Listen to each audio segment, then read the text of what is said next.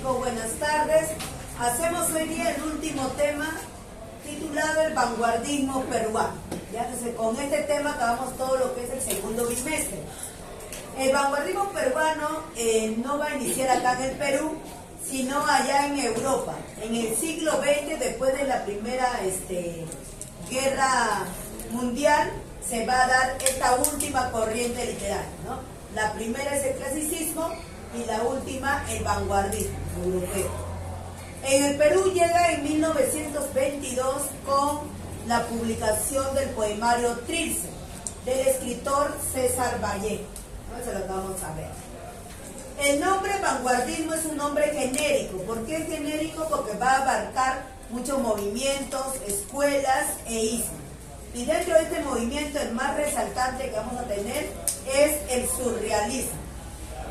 Tenemos a un poeta, Xavier Abril. Él está en Estados Unidos. Entonces se comunica con los peruanos a través de una revista llamada Mauta. Y ahí donde publica Hollywood, ¿no? Que es el anuncio de que ya en Europa se estaba dando todo el vanguardismo. Entonces con eso, digámoslo, nos va avisando. En el contexto, tenemos el segundo gobierno de Leguía, ya en ese presidente estamos, la dependencia económica foránea, que quiere decir que estamos dependiendo de la economía de Estados Unidos, ¿no? Hemos hecho un préstamo y estamos en esa deuda. Ahora, y acá se va a formar un grupo llamado CGTP, que es un grupo de trabajadores. Estos grupos de trabajadores ya luchan por los derechos laborales, ¿no? Y van a realizar infinidades de huelgas que va a poner, como dicen, jaque mate a los gobiernos, ¿no? En esa época. También se están dando las ideas de lo que es el socialismo, ¿no? La igualdad, eso es lo que buscan. Y ahí tenemos a Mariátegui, ¿no? Que ya lo mencionamos en la clase anterior, y a un aprista, Haya de la Torre, ¿no? Él es el líder de Alan García. Y también las universidades buscan, como siempre, una reforma, ¿no? Que los temas que se enseñen sean vinculados con lo que se está dando en el mundo, ¿no? Que no nos retrasemos. Pues ahí van a haber varias huelgas estudiantiles por la reforma universitaria.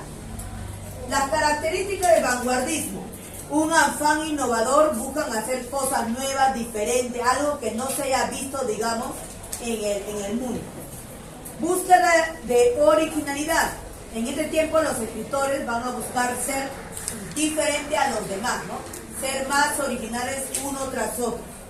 Renueva el lenguaje y sobre todo en la poesía buscan un verso libre, diferente, ¿no? Ya no necesita que tenga rima, ritmo o métrica. Simplemente que exprese lo que el poeta siente. Aparece nueva terminología. Dentro de la poesía puede haber nuevos términos y se preocupa mucho por los problemas sociales de la época. A pesar que es algo moderno, están preocupados por lo que se va a dar, digamos, en el contexto de la ciudad, etc.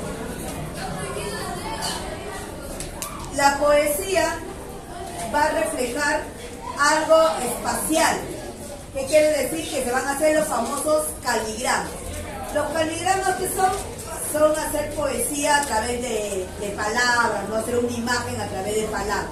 En el libro lo vamos a observar. Y el mundo inconsciente, ¿no? Dentro de su narrativa.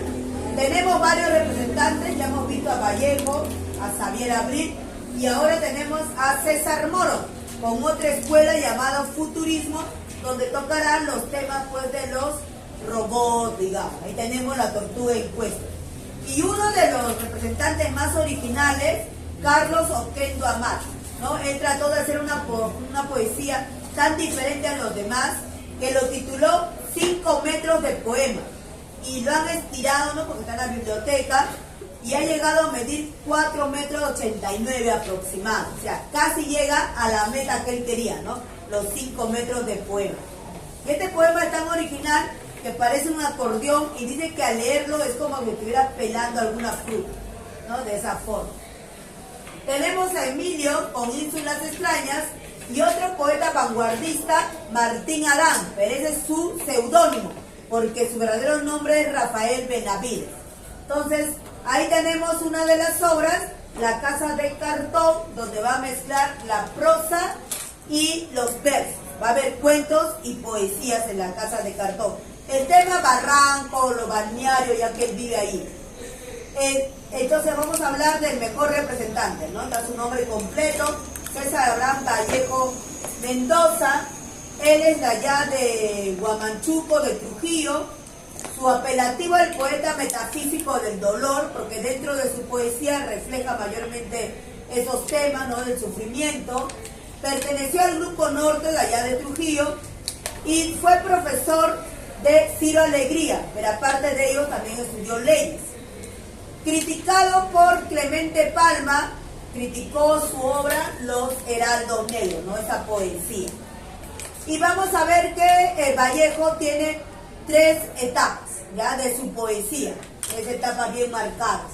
Entonces, acá en lo que respecta a Vallejo, él se fue a París y allá donde formó su familia y hogar. Mencionan que ahí pues tuvo tipo un proceso, un atentado, algo así, terminó preso. En conclusión, su poema Trilce, ¿no? Su poemario lo escribe iniciando en la prisión, ¿no? Ahí mismo, eso es lo que vamos a ver. Entre sus otras obras vamos a tener Tu Esteno, que es una novela que tocará el tema de la minería ilegal, ¿no? De la explotación de los campesinos. Paco Yunque, el cuento más conocido que lo contaremos hoy día. La Piedra Cansada, que es un teatro, y dedicó un poema a Manuel González Prada, su amigo, ¿no? Los Dados Eternos, ¿no? Pues ahí está dentro de ello. En su poesía hay un poema que lo hizo presagiando su muerte, ¿no?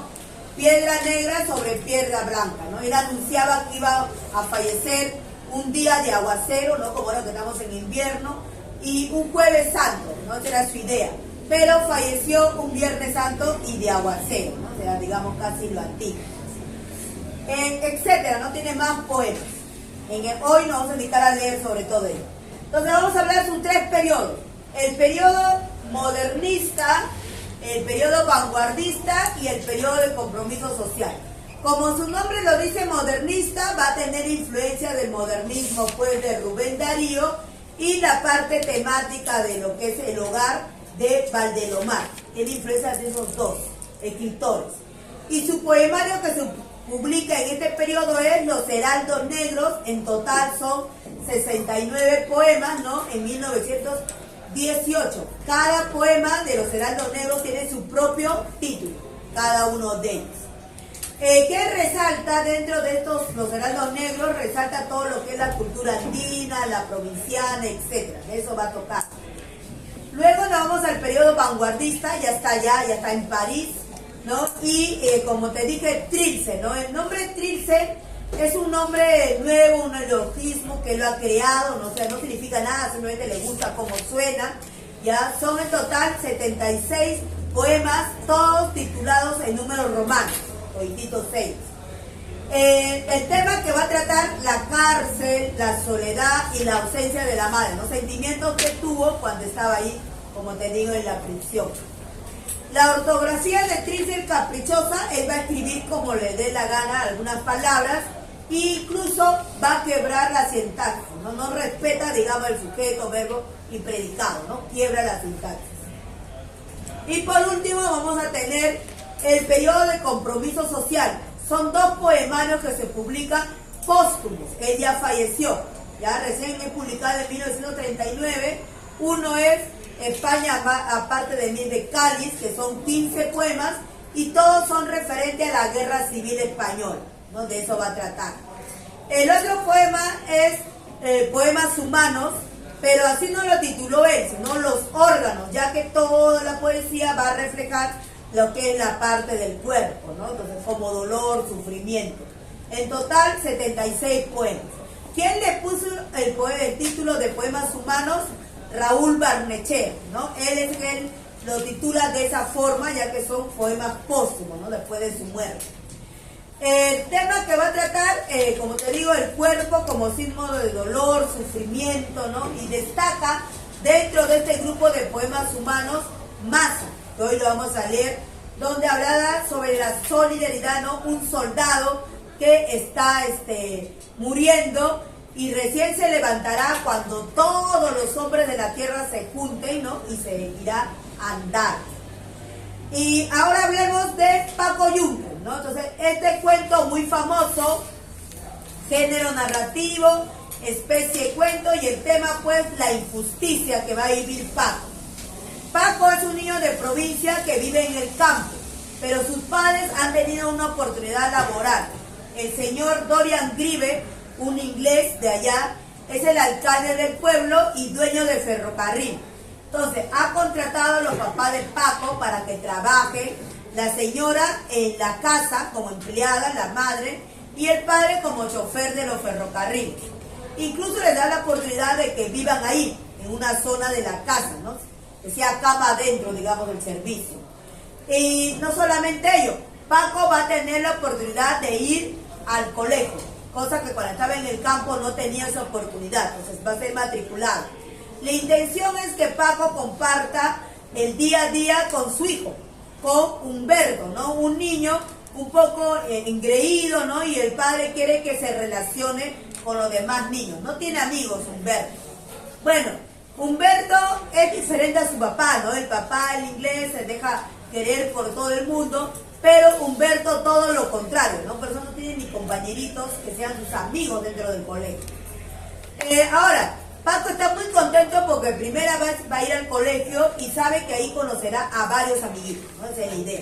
Entonces, llegando al colegio el día que le va a tocar, está emocionado, ansioso y prácticamente se va a alistar muy temprano. La idea es que vaya con Humberto, ¿no? Que se acompañen ya que los dos van a estar en el mismo aula. Pero Humberto tiene la costumbre de dormir hasta tarde y siempre llega tarde al colegio. Entonces Paco le pide a su mamá permiso que si ese día podría ir él solo porque no quiere llegar tarde, por lo menos en su primer día de clase. Entonces la mamá dice, viejito, ya toma tu desayuno, ¿no? Y ve tú solo al colegio, ya el chofer lo llevará a Humberto, ¿no? Tenía un chofer.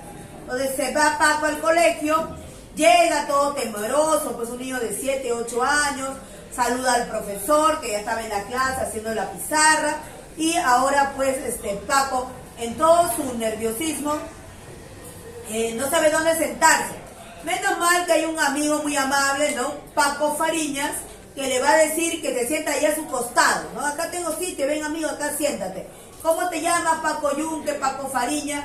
Y algo característico que pasaba en este colegio era de que la mayoría de los alumnos se llamaba Paco, era el nombre común, y ahí se diferenciaban por el apellido. Ahora, Paco cuando ya está ahí, ¿no? Está todo conversando, etcétera, mientras que el profesor ya está terminando la pizarra y va a empezar a llamar lista. Empezó a llamar lista que el alumno asistido y ahí viene un chico tarde, ¿no? Le saluda al profesor, pero el profesor le dice que como ha llegado tarde, que va a estar ahí parado durante la clase.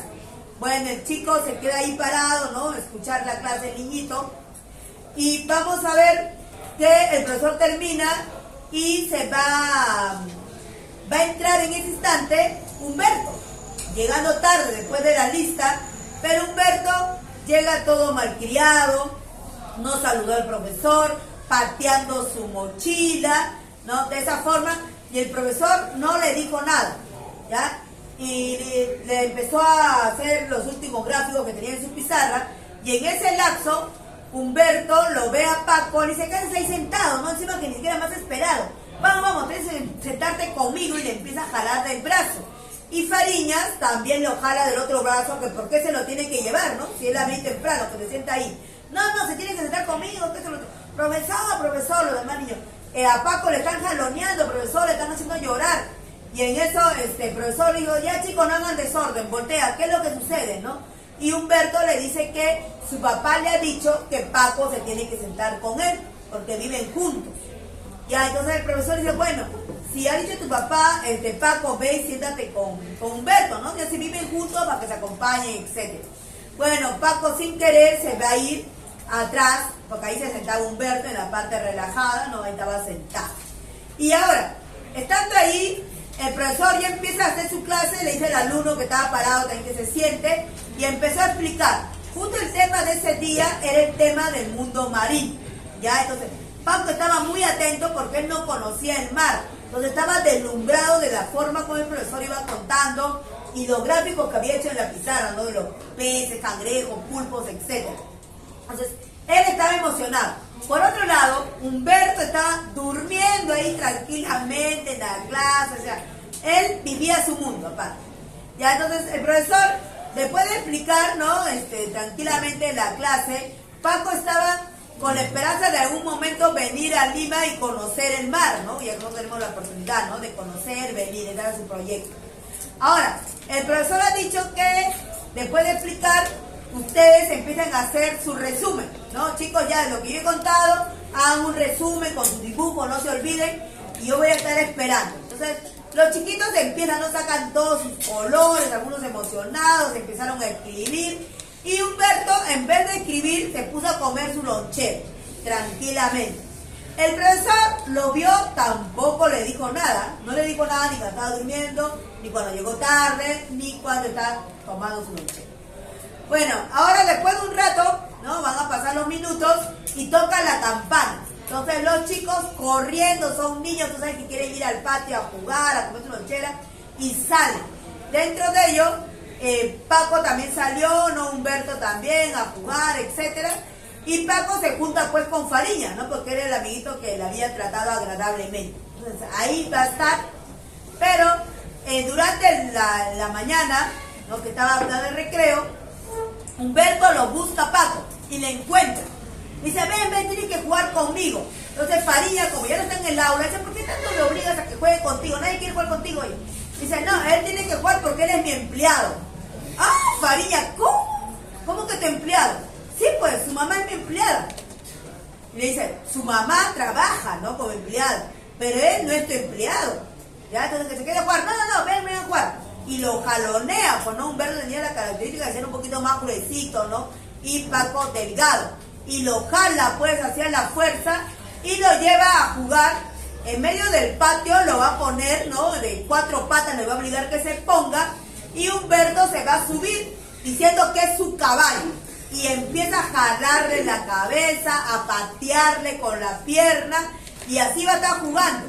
Los demás asombrados porque nunca jugaban de esa manera, ¿no? Entonces todos se quedaron mirando alrededor de él y el pobre Paco ya no solamente lloraba por los golpes, ¿no? Que le jalaba y le pateaba, sino por la vergüenza en sí de que todos le observaban. Bueno, Fariñas, que es un niño que no se va a dejar, va a ir donde Paco y Humberto y prácticamente a rescatarlo, ¿no? ¿Qué haces? ¿Por qué lo golpeas? ¿Por qué lo tratas así? No, pues yo estoy jugando, ¿qué jugar? Eso no se juega, te voy a acusar con el profesor. Y se lo lleva a Paco. Dice, bueno Paco, ya cálmate, ya olvídate de él, vamos a jugar juntitos. Y le menciona que por qué razón, dile a tu mamá, ¿no? Quéjate de lo que te ha hecho. Y Paco va a contar que no se puede quejar. Yo le he contado a mi mamá porque en su casa también juega así conmigo. Pero yo le he dicho a mi mamá, pero mi mamá dice que es parte del juego, que no me está haciendo daño. Y además, si nosotros nos quejamos, donde el señor Dorian Grieve, ¿no? De su papá, tal vez que el señor les deje sin trabajo a mi mamá, a mi papá, y yo no venga al colegio, porque nos iremos al campo. Entonces al pobre Fariña le da pena su situación. Dice, ya Paco, no se preocupe, vamos a jugar, olvidémonos de esto, ¿no? Y le hace jugar ahí, distraerlo. Bueno, parecía que el día de Paco ya estaba mejorando, pero no es así. Volvieron al colegio, ¿no? Y parecía que la tortura continuaba. Ingresó, se fue a sentar, porque ahí tenía que sentarse con Humberto, y el profesor ya decía, chicos, entréguenme el trabajo, pongan su nombre y apellido en la hoja, ¿no? Yo me lo voy a llevar para revisarlo. Entonces los chiquitos empezaron a dar los últimos detalles y entregan las hojas, ¿no? Empiezan a entregar. El profesor pasaba mesa por mesa, y cuando llegó a la mesa de Paco, ¿qué es lo que había hecho Humberto momentos antes? Había agarrado el cuaderno de Paco, lo había roto, la hoja, y había puesto su nombre y apellido, diciendo que era su trabajo. Entonces cuando el profesor pasa, le dice entregue, y Humberto entrega, ¿no? Tranquilamente el trabajo, y el profesor dice, ¿y Paco tú? Y Paco le dice, profesor, Humberto me ha roto el cuaderno, ¿no? Y ahí está mi hoja, ese es mi trabajo. Y el profesor lo mira así como diciendo, ¿qué está hablando este niño? Dice, a ver, voy a ver. Y no, pero acá dice Humberto Grive, tiene su nombre, no tienes por qué mentir, Paco, le dice todavía.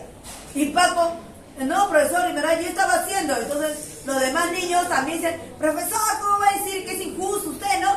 Si él no ha hecho nada, estaba durmiendo, estaba comiendo, ¿en qué momento va a hacer? Y además nunca hace nada, o sea, casualidad, hoy día he hecho la tarea. No, profesor, los demás niños gritando, no, ya te imaginas la bullaza. Y el profesor, ya cállese, a todos lo voy a castigar, ¿ah? Ya, mira Paco, porque soy buena gente, te voy a dar la oportunidad de que tú me presentes el trabajo otro día, ¿ya? Pero te voy a dar la oportunidad. Paco ya sintió que es su día, que nadie lo defendía y termina llorando, literalmente, ¿no? Se pone a llorar porque sintió que nadie lo iba a defender. Entonces, ¿a qué se debía esa indiferencia, ¿no? Del profesor? Porque el profesor tenía temor también de que sea despedido del colegio, ya que el dueño del colegio era Dorian Grieve. Entonces, pues él tenía miedo de corregir al alumno con el temor de que sea despedido.